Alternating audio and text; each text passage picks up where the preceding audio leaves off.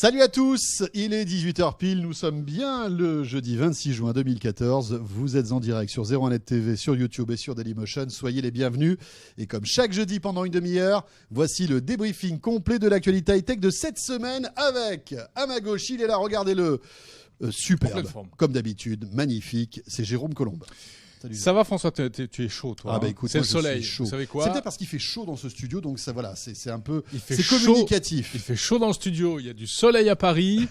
Si vous êtes dans l'Île-de-France, vous le constatez. J'espère que vous êtes malgré tout ce soir, comme tous les jeudis soirs, devant votre écran pour suivre 01 Live Hebdo, parce que on a plein de choses intéressantes. Voilà. Avec au sommaire de ce 01 Live Hebdo.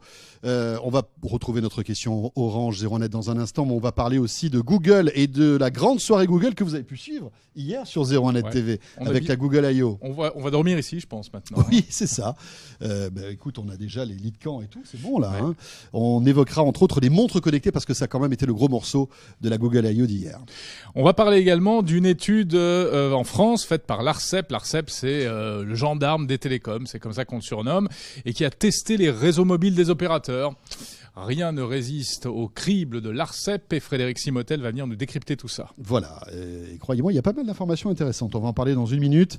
Nous irons du côté aussi de notre Zoom Actu avec Delphine Zabatier qui nous rejoindra tout à l'heure. Et on évoquera avec elle la French Tech à New York. Ouais, on part à New York, enfin presque. Et puis, côté labo, eh bien, c'est David Noguera qui va nous rejoindre. Et David Noguera, vous savez, c'est entre autres choses notre monsieur Action Cam. Ces petites caméras d'action. Il se passe des choses avec un nouveau produit qu'il a dégoté pour nous et qui est pas mal du tout. Voilà, il viendra avec cette caméra sur le front d'ailleurs. C'est un défi qu'on lui a lancé. Comme il nous écoute, peut-être qu'il le fera. Tu crois qu'il va le faire? Écoute, je sais pas. Bon, soyez les bienvenus. C'est parti pour ce 01 Live Hebdo sur 01net TV.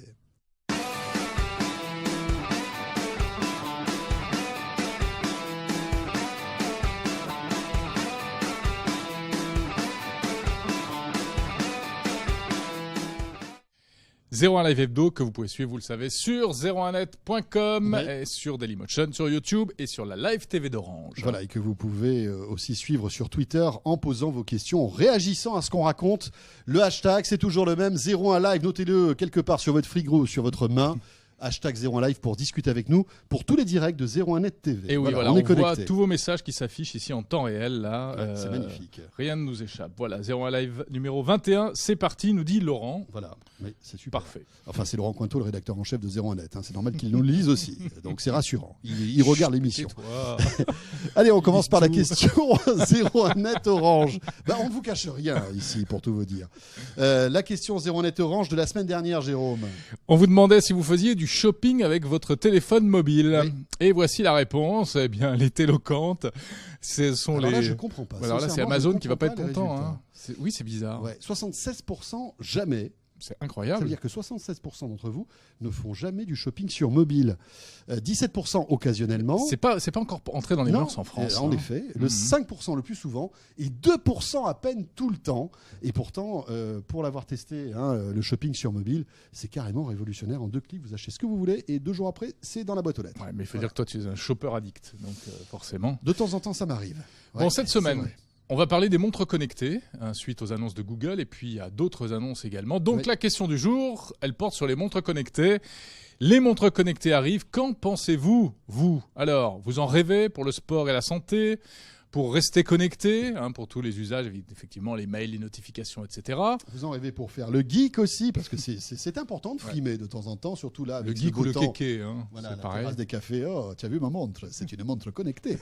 Je les trouve moches, ces montres connectées. C'est vrai que pour l'instant, on ne peut pas dire que, à part si on est fan de la série Cosmos 1999, on les trouve assez sexy. Pas toutes, François, pas toutes. On va voir que, oui, il y a des efforts qui commencent à être faits. D'accord. Et puis, enfin, je n'en vois pas l'intérêt. Donc, votez sur la page de 01net.com. On a déjà une petite tendance. Sur la page de 01 Live Hebdo. Alors, je ne sais pas si Bérangère peut nous la montrer, mais c'est Bérangère qui réalise ce soir, les amis. Alors autant vous dire Bérangère qui est aux manettes. Et voilà la tendance en temps réel. Donc les montres connectées arrivent. Qu'en pensez-vous? Eh bien, à 30%, vous n'en voyez pas l'intérêt.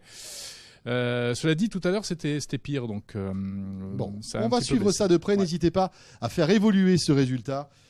Sur la page de 01net.com. On attend aussi vos questions. Hashtag 01live. N'hésitez pas sur Twitter. Et on accueille tout de suite Frédéric Simotel. Bonsoir Frédéric. Bonsoir messieurs. Voilà, Frédéric qui était avec nous hier soir tout au long de ce live, Google I.O. Avec un invité surprise quand même, il y a eu les montres connectées, ça a été l'entreprise. On a eu beaucoup d'annonces entreprises, pour les développeurs d'entreprise, pour du cloud en entreprise, du stockage en entreprise. Et c'est vrai que Frédéric, vous êtes un peu notre monsieur entreprise. Voilà, donc j'étais un peu l'invité surprise hier soir de ce Google I.O. Et c'était très intéressant. D'ailleurs, ce live fleuve que vous pouvez retrouver en résumé, mais aussi en version longue, intégrale, sur zeronet.com, sur YouTube et sur Dailymotion. Alors, Frédéric, on va parler de toute autre chose. On va parler de cette étude de l'ARCEP qui fait... Mais François, on en parlera peut-être tout à l'heure, puisqu'on va commencer, je crois, avec Bruno plutôt. C'est bien la peine de faire des conducteurs. Là, non, mais je vous jure, je ne sais plus. Je vous assure, c'est pas facile. Non, mais tu sais pourquoi? J'ai Frédéric à mes côtés et puis c'est plus fort que moi. J'ai voulu lui donner la parole. Mais moi, j'ai Bruno à mes côtés, donc on va commencer avec Bruno. Alors commençons avec Bruno, parce Voilà. qu'en plus Bruno le mérite. Bon, Bruno, on va parler de l'ARCEP. J'aime bien, tu sais, le truc qui va le scotcher. Non, on va parler des montres connectées. Oui, on va parler des montres connectées annoncées notamment hier à la Google I.O. Alors bien près du micro. Alors, Bruno, il y en a tu une, non connais la pas règle. une de montres connectées, non pas deux, mais 3 qui ont été annoncées par Google, avec des partenaires prestigieux aussi. Oui, les grosses marques, notamment les deux gros coréens, donc LG avec la G-Watch, Oui. la Samsung Gear Live et la Motorola Moto 360 qu'on connaissait déjà depuis quelques mois, mais qui reste encore mystérieuse au niveau spécification. Elle est très jolie d'ailleurs, hein, cette moto c'est la plus belle, 360 C'est qui cl- ronde. Parce qu'elle a un look très différent. Oui. Voilà, Elle ressemble un peu à une montre. C'est une montre, elle est ronde. Et elle est très très belle. Vraiment, elle est très réussie. Et en plus, elle a fait seulement moins d'un centimètre, disons 9 mm d'épaisseur. Ouais. Et c'est à peu près l'épaisseur d'une montre, d'une vraie montre. En fait. Voilà, mais qui affiche. Alors, ce n'est pas pour autant une montre à aiguilles, mais elle simule les aiguilles parce que c'est vraiment un écran. Et c'est d'ailleurs un écran rond, enfin presque rond. Hein. Alors, ouais. On croyait que c'était impossible de faire des écrans ronds, moi notamment, puisque les matrices de pixels normalement sont des quadrillages, c'est du quadrillage, donc ça doit être rectangulaire ou carré. Eh bien non, là c'est rond, mais pas totalement Mais pas tout à fait rond. Voilà, il y a une petite subtilité. Exactement. En bas, c'est droit en fait. Et donc pourquoi? Parce qu'il y a toujours cette nécessité. Alors de c'est pas mettre, celle qu'on voit actuellement à l'image. Ça c'est une autre, c'est c'est la Withings. Voilà. Ça c'est la la Withings. On en parlera Withings tout à l'heure. Une très belle montre qui a d'ailleurs. une vraie aiguille. Voilà. Et voici la moto 360. Non, c'est pas la moto 360. Enfin, Elle va arriver, ça vous c'est allez les voir. 3 Là, montres on qui ont montre été. les montres qui ont été présentées hier. On vous met tout, hein. Voilà, On met tout en vrac. Vous en voulez 3, on vous les met. Et c'est gratuit, c'est pour nous, ça nous fait plaisir. Bruno, Ouais. alors on parle de tout ça pourquoi? Parce que hier, donc, Google nous a présenté ces montres. Alors ce ne sont pas les premières montres connectées, mais qu'est-ce qu'elles ont de particulier, ces montres, celles qui ont été annoncées hier? Elle fonctionne avec Android Wear. Donc c'est le. Non. On a eu un tweet. Pardon, mais Non, on est non, déchaînés. un Mais tweet. il y a des tweets qui nous Incident font rire. tweet. On vous demande de poser vos questions sur Twitter, #01live. Et donc, il y a Quentin qui nous dit: j'ai vu Bruno dans le métro la semaine dernière Sur la ligne 13. sur la ligne 13. Ah, voilà, donc Voilà. tu as tes admirateurs sur la ligne Je 13. devais maintenant. être beaucoup moins souriant sur la ligne 13. Ah, ça c'est sûr, mais en général sur la ligne 13 on sourit jamais, hein sauf quand on en sort, en général. Donc Bruno, oui, qu'est-ce qu'elles ont de particulier ces montres qui ont été annoncées Elle par fonctionne Google? avec Android Wear. Donc c'est le micro système d'exploitation de Google pour les montres. Oui. À mon avis, qui va plus s'élargir sur des objets connectés avec des écrans. Bon, là, c'est pour les montres. Et tout est fait pour des petits gestes très simples, des cartes, ils appellent ça des cartes qui vont s'enchaîner, qui vont assister l'utilisateur en fonction de sa position. Mais concrètement, elles servent à quoi? Notification. Notification, SMS. Je t'envoie un SMS dans le métro, par exemple. Notamment aussi dicter un SMS. Tu le reçois sur ta montre. Sortez-moi de cette ligne 13. Et surtout aussi du shopping. Alors ils ont fait des démonstrations d'achat notamment de pizza en 2 clics. Alors on peut acheter une pizza en 2 clics à partir du moment où on a son compte. Il faut savoir exactement ce qu'on veut. Oui, parce que si tu commandes en 2 clics une pizza au bon choix et que tu détestes ça. Voilà, donc c'était 2 ou 3 clics et c'était assez expéditif et assez sympathique. Bon, forcément, c'est des démonstrations et c'est une des démonstrations qui a fonctionné hier.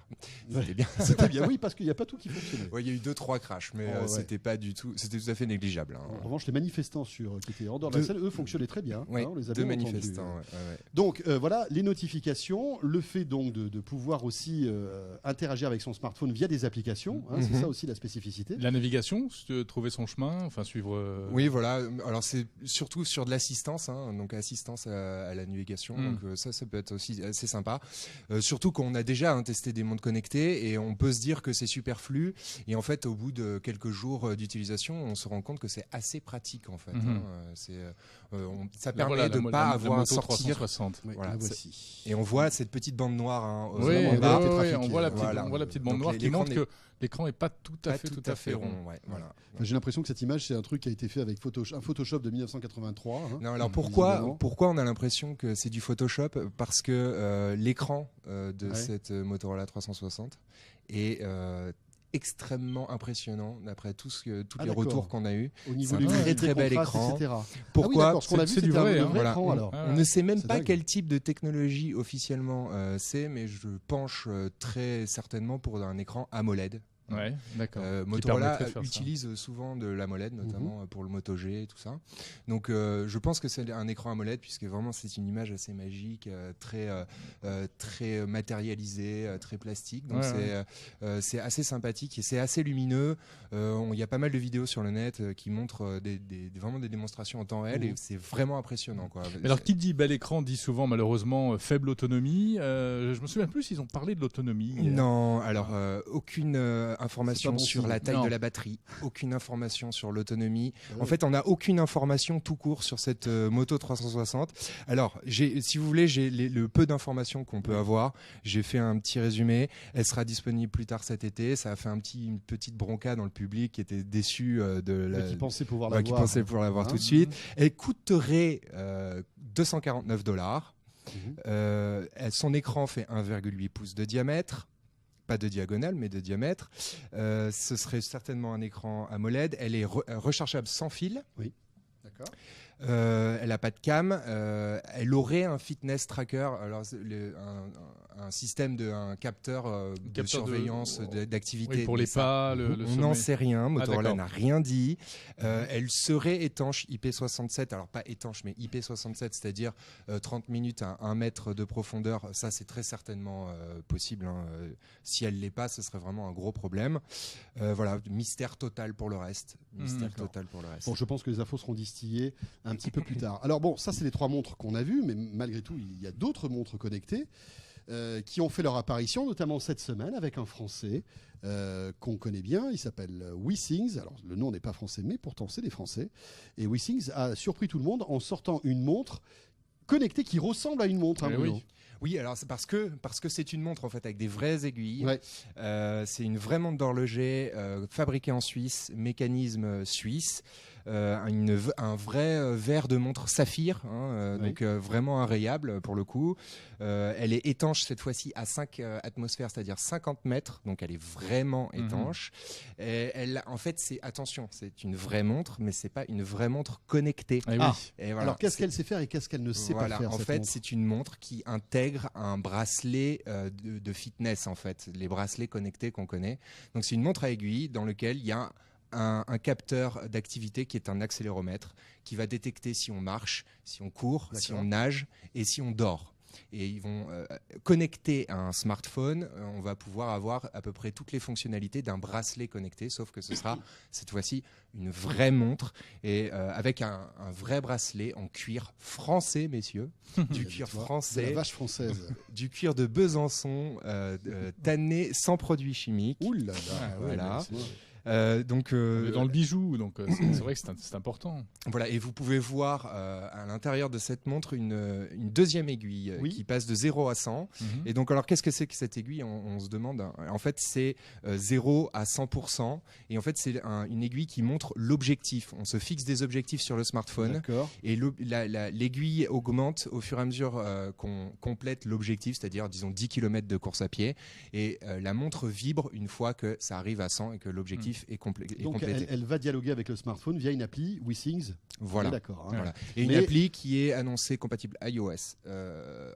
Uniquement pour l'instant. Windows, mais Windows Phone et Android. Qui vont arriver aussi.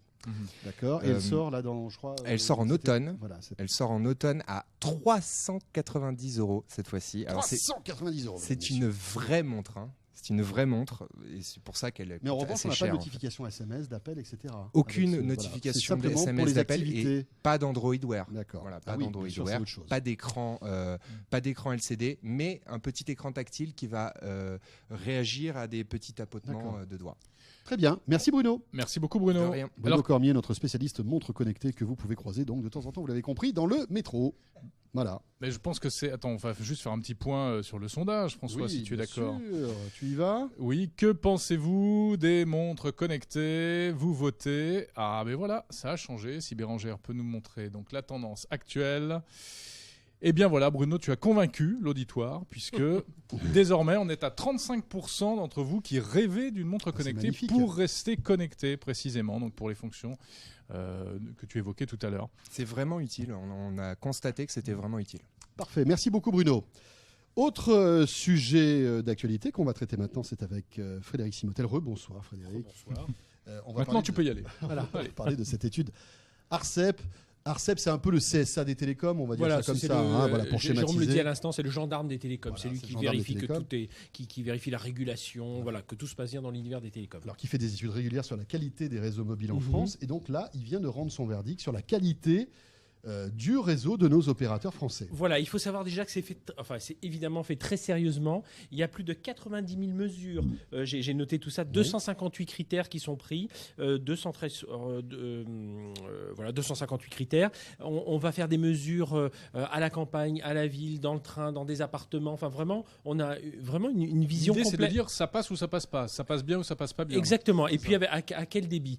Et là, eh bien, on le voit dans un des graphiques de à l'écran, le champion de toute catégorie, c'est Orange. Orange a vraiment le meilleur réseau. Alors, ce sont les réseaux 3G. Attention, je précise bien, cette étude a porté sur les réseaux 3G. Pas la 4G. Non, pas la 4G. La 4G, ce sera pour plus tard. Et puis, voilà, le déploiement. Parce que c'est vraiment le cheval de bataille aujourd'hui des opérateurs, la 4G. Oui, mais déjà voir si la 3G fonctionne, c'est déjà un bon signe. C'est déjà pas mal. On avait ce sondage sur le M-commerce. Peut-être que si on avait un réseau qui fonctionnait, peut-être que les gens achèteraient plus avec leur mobile. Alors, on a un magnifique diagramme. Voilà. Alors, ce que l'on voit sur ce diagramme, c'est quoi ? C'est, vous voyez, Orange.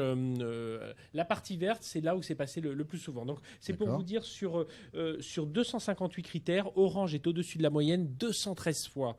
Bouygues, 75 fois. 213, 75. SFR, 38 fois. Et alors, Free, 2 fois seulement au-dessus de la moyenne. Est-ce que c'est vraiment une surprise tout ça finalement ? Non, ça l'est pas trop. On sait qu'Orange évidemment a un opérateur historique, un réseau d'excellente qualité qui est déployé. Oui, qui est aussi l'opérateur historique. Qui est l'opérateur historique. Voilà. Free, alors on va comparer les deux, Orange et Free. Free évidemment n'a pas son propre réseau déjà, et puis utilise Alors ils ont testé. Il faut savoir qu'ils ont testé le réseau de Free et le réseau celui qui appartient à Free et les infrastructures d'Orange que Free utilise, vraiment, et sans différence l'un ou l'autre. Ils ont vraiment testé les mêmes critères sur les deux. Et voilà, Free a un réseau de moins bonne qualité. Ça vous donne quand même, j'ai pris quelques chiffres qui sont assez significatifs.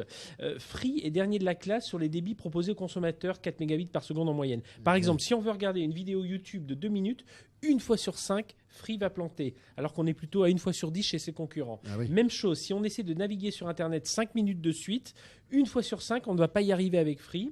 Si on essaie de télécharger un gros fichier de 5 mégas, une chanson, en gros, une fois sur 3, ça plante avec Free. Donc, vous voyez, c'est pas de la bonne pub pour Free, tout ça. Non, c'est pas de la bonne pub, et je pense qu'on va voir dans les jours qui viennent une communication beaucoup plus forte, notamment d'Orange, et puis certainement de Bouygues, qui se place très bien dans cette affaire sur la partie notamment Internet mobile, puisqu'ils ont testé tout, que ce soit les communications téléphoniques, mais aussi l'Internet mobile. Et donc, voilà, on voit quand même cette nette domination de. Il y avait déjà eu un classement comme ça avant, ou c'est la première fois ? Alors c'est un classement qu'ils font assez régulièrement. Le précédent, alors c'était pas forcément l'année dernière, c'était il y a 18 mois. Alors il donnait la même tendance. La même tendance. Orange était assez loin devant. Mon Free était balbutiant, donc on pouvait pas le mesurer. Orange était loin devant. Bouygues était quand même beaucoup plus rapproché de SFR. Et là, Bouygues a vraiment fait un effort de meilleure qualité de réseau 3G. Je continue à le préciser. Et puis alors, il y a une chose qu'il faut préciser aussi, c'est que par rapport à la précédente étude, globalement, la qualité des réseaux, alors tout opérateur confondu,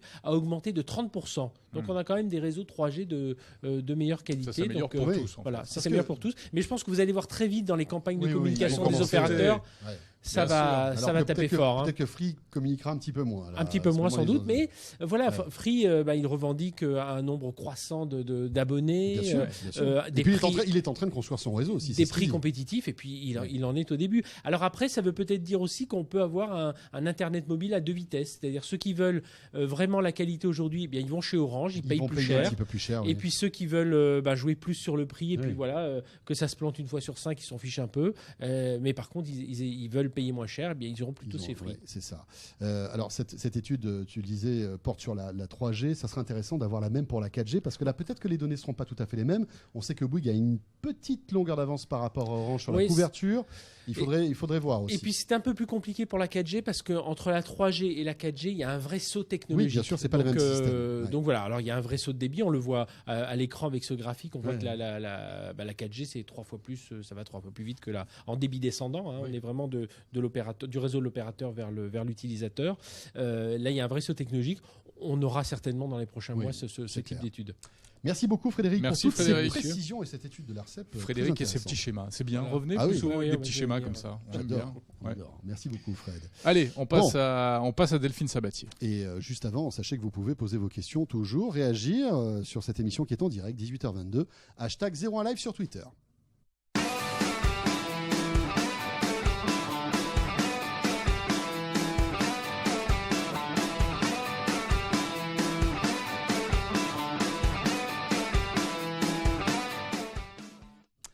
Voilà, il est temps maintenant de retrouver la charmante Delphine Sabatier qui nous fait l'amitié d'être là tous les jeudis soirs dans 01 Live Hebdo. Delphine, bonsoir. Bonsoir. Bonsoir Delphine. Merci pour le compliment. Et vous êtes directrice des rédactions de 01net. Alors on va parler de la French Tech, Jérôme. Ouais, la France part à la conquête des États-Unis, Delphine. Alors on parlait tout à l'heure de la conférence Google I.O. Eh bien aujourd'hui et demain, la France organise aussi sa petite conférence à elle pour parler de technologie, mais aux États-Unis, pour donc visiblement aller séduire les Américains. Les ministres sont du voyage, Fleur Pellerin et puis Axel Lemaire, la nouvelle ministre du numérique. C'est la French Touch conférence. De quoi s'agit-il ? Alors, c'est vrai qu'on est un petit peu loin de la conférence de Google hier soir, mais enfin quand même, cette French Tech est un événement assez important, en tout cas pour nos entreprises high-tech. Alors, ça découle directement de l'initiative qu'avait mise en place Fleur Pellerin à l'époque où elle était au ministère avec Montebourg, au redressement productif, où elle voulait actionner un maximum de leviers pour favoriser la croissance des startups françaises. Elle caressait même le doux rêve de transformer la France d'aujourd'hui en start-up république. Ça viendra peut-être. Donc c'est un joli nom qui veut dire concrètement comment l'État peut aider les start-up à grandir, à se déployer. Alors justement, un des moyens, par exemple, c'est en leur offrant la possibilité de se faire connaître et de rayonner à l'étranger. Et c'est l'objectif de cette French Touch conférence. C'est pas facile à dire, French Touch. Faut s'appliquer, effectivement. La French Touch conférence de la French Tech. Voilà. Quelles sont les startups qui participent à cette conférence ? Alors, je voulais vous citer juste 2-3 noms, histoire de gonfler le torse un petit peu pendant quelques secondes. Allons-y. Alors, Criteo d'abord, une entreprise qui fait du ciblage publicitaire. C'est une des rares françaises à avoir fait son entrée au Nasdaq. En 2013, ça faisait quand même plus de 15 ans que ce n'était pas arrivé. Et à cette époque, d'ailleurs, le patron de Criteo nous avait même dit, on parle souvent du rêve américain. Avec Criteo, le rêve d'une 50aine d'employés français s'est réalisé. Nous les avons rendus millionnaires. C'est beau quand même. C'est cool. Alors, Criteo, c'est les petites pubs ciblées sur Internet. Tout à fait. Autre pépite française qui fait briller la French Touch en ce moment, c'est MedTech, un fabricant de robots médicaux. Alors, vous ne connaissez peut-être pas, mais son fondateur, Bertin Naoum, est classé aux États-Unis déjà comme le 4e entrepreneur le plus révolutionnaire de la planète, juste derrière Steve Jobs, Mark Zuckerberg et James Cameron. C'est pas mal. Voilà, et puis Withings, qu'on ne présente plus sur 01net, ou encore Sigfox et plein d'autres startups vont faire le show comme ça à New York. Vous connaissez peut-être pas tous, mais leur modèle carbure déjà. Alors Delphine, c'est vous qui nous parlez de la French Tech ce soir. Pascal Samama de 01net est sur place. On peut lire ses articles sur 01net.com. Qu'est-ce qu'il vous a Il vous a confié quelques infos déjà ? Oui, là il est au tout début. Alors pour planter le décor, l'événement se passe en plein cœur de Manhattan. Donc on est à quelques dizaines justement de mètres du Nasdaq. Ça se passe au siège américain de l'assureur AXA. Notre envoyé spécial a démarré sa journée avec un petit déjeuner avec Axel Lemaire. Et puis, vous verrez d'ailleurs qu'Axel Lemaire a un agenda très chargé et très, très business. C'est assez étonnant. Ensuite, discours de Fleur Pellerin, donc, qui s'en est pris au déclinisme. Elle en a marre, Fleur Pellerin, qu'on parle de ce qui ne marche pas. Et donc, elle veut une France offensive. Voilà, donc le ton est donné, là, à l'instant.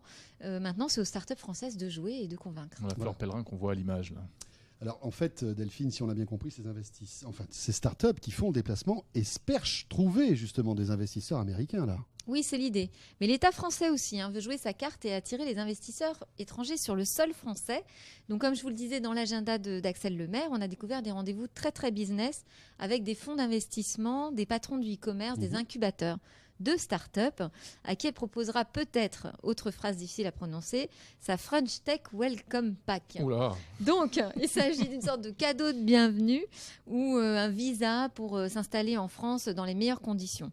Donc, Axel Lemaire s'est aussi réservé, on a vu, un petit moment sans doute plus politique avec le responsable de campagne numérique d'Obama en 2012, Teddy Goff. Comment on fait pour se faire élire avec Internet? Peut-être, trouver quelques inspirations pour le futur. C'est qui la ministre du numérique? C'est Axel Lemaire ou c'est Fleur Pellerin? On sait pas. C'est Axel Lemaire, mais la French Tech, on sait quand même que ça tient à cœur c'est un peu la Fleur maman Pellerin. ça, Et bon, elle représente quand même les entreprises françaises à l'étranger. Mais c'est bien qu'elle soit toujours présente parce qu'on le sait, elle fait prend ça véritablement avec beaucoup de cœur.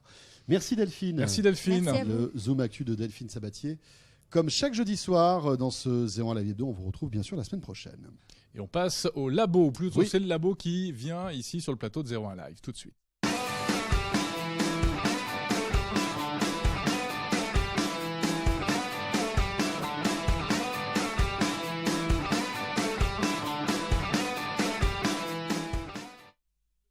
Il l'a fait, et c'est magnifique, superbe. Non, ridicule, ne tue pas. Bravo. Non. Mais alors, quand même. David, franchement, c'est dommage de l'enlever tout de suite. Mais c'était pas mal.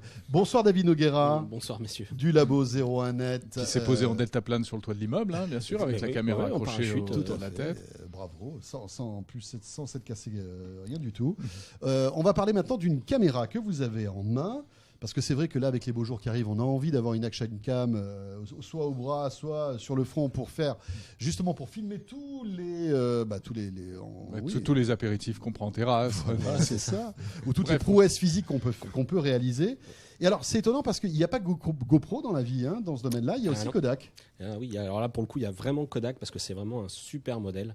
C'est cette Pix Pro SP1 qui... alors déjà, effectivement, c'est une action cam Full HD, donc aujourd'hui c'est assez ça c'est commun, Full HD c'est le standard aujourd'hui. Sauf qu'elle est étanche à 10 mètres, elle résiste au choc à 10 mètres et elle a une super autonomie quand même qui est pas loin de 3 heures. Donc ça c'est une vraie performance parce que sur des produits concurrents on est plutôt à 35-40 minutes. Donc voilà. En plus le son est vraiment pas mal. Elle est étanche sans caisson, donc on peut vraiment l'utiliser. Voilà, tu l'as en main. Enfin, il suffit de l'avoir en main. On plonge dans la piscine, on ressort, on retrouve son son, son image. Enfin, tout est génial. Ce qui est bien, c'est que on n'est pas obligé de rajouter un accessoire pour la rendre étanche, comme c'est le cas pour la GoPro. Pour les caissons, exactement. Pour les GoPro. On sait que les accessoires GoPro coûtent un petit bras. Voilà, c'est ça. Donc là, mine de rien, elle pèse un bon rapport qualité-prix. C'est un très bon rapport qualité-prix. Alors oui, elle pèse son poids, effectivement, mais ça inspire confiance. Elle est renforcée et puis surtout, elle a cette connexion Wi-Fi. Et là, on le voit. Alors, on a fait effectivement, on a fait quelques plans au labo, mais là j'ai le retour en image. Alors, je sais pas si on peut basculer. Peut nous mettre en live, voilà. Et là on voit bien. Alors là c'est un peu loin. Voilà, nous allons regarder David Noguera. Tiens, un petit selfie avec Jérôme. Voilà. Et donc je peux à tout moment effectivement déclencher l'enregistrement depuis le smartphone. Voilà. À l'envers ça va être un peu dur, mais hop. Pas mal. Tac. Voilà. C'est quoi ça déclenche l'enregistrement. Alors ça marche en Wi-Fi, c'est ça. C'est la question que donc j'allais poser. Ça fonctionne en Wi-Fi. La portée est pas très grande. C'est il faut rester dans les 2-3 mètres parce qu'au-delà ça commence à saccader. Mais si on place la caméra sur le pavillon de la voiture à l'intérieur sur le. Et c'est très pratique pour voir ce qu'on filme si on a la caméra sur la tête. Exactement, si on l'a sur la tête ou sur la planche de surf, parce que l'autre particularité. Tu fais un triple salto, Jérôme, et ta caméra est mal placée. Tous les matins. Il faut que tu recommences après. Exactement. Ça c'est embêtant. Mais il fait ça. Je fais ça très couramment. On le sait très bien. Elle coûte combien cette caméra? Alors 219 €. L'autre particularité, c'est que pour ce prix, il y a quand même une quantité assez incroyable d'accessoires, puisqu'il y a la ventouse, il y a un support de guidon, il y a plein d'autocollants pour les mettre sur les casques, sur la planche de surf, sur le skate. Enfin, c'est vraiment la très très bonne surprise. Moi, c'est vraiment un coup de cœur pour cet été. Alors, je pars bientôt en vacances, mais c'est vraiment un produit que je recommande. Ouais, au niveau qualité d'image, parce que c'est important, hein, on n'en a pas parlé, on a la même qualité que la GoPro ou que les meilleurs. Je peux le dire. Alors, on va avoir un petit dossier qui se prépare là pour mi-juillet où on va pouvoir filmer exactement les mêmes plans avec toutes les caméras. Donc là, on pourra vraiment affiner le jugement. Mais c'est vraiment très bien. Il y a effectivement sur le modèle Black Edition de GoPro ces modes 2,7K et 4K qui sont un peu limités à 15 images secondes. Donc c'est pas génial. Mais pour une image Full HD, y compris en intérieur, en basse lumière, c'est vraiment très très propre. Voilà.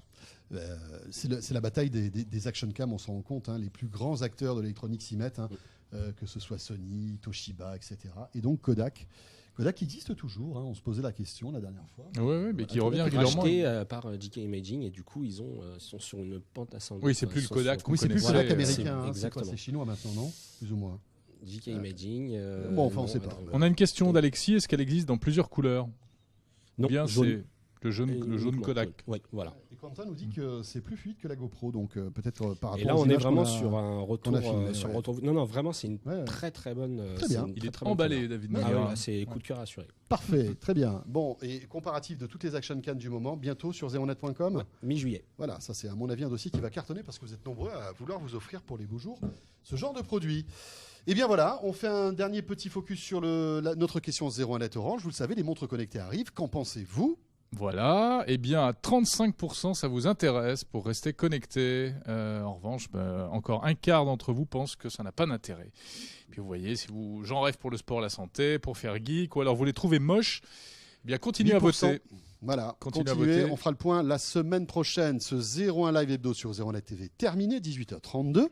Merci d'avoir été avec nous. On sera là, bien sûr, demain. Et d'ici là, n'hésitez pas à nous écrire ou à nous suivre, bien sûr, sur YouTube, sur Dailymotion et sur Twitter et sur Facebook. Merci à tous. Et on se retrouve donc très très vite. Bonne soirée. Bonne soirée.